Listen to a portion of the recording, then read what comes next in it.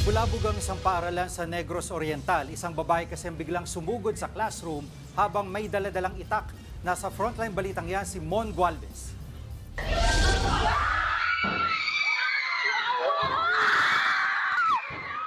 Nagsisigawan ng mga estudyante ng Gihulngan National High School Annex sa Sitio-Katawan sa Negros Oriental. Ang ilan sa kanila naiyak na sa sobrang takot. Nagpupumilit kasing pumasok sa loob ng kanilang classroom ang isang babaeng may dalang itak. Ilang beses itong pinagtataga ang pinto. Kaya mga estudyante, kanya-kanyang hawak sa doorknob para hindi tuluyang makapasok ang babae.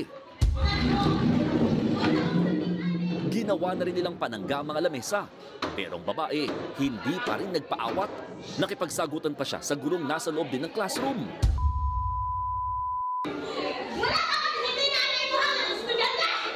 Agad namang nakatawag ng barangay mga guro. Nahuli ang babae may problema pala sa pag-iisip. Wala namang nasaktan sa insidente. Pero ayon sa pamunuan ng Gihulngan National High School Main, hindi ito ang unang beses na nakapasok ang babae sa campus.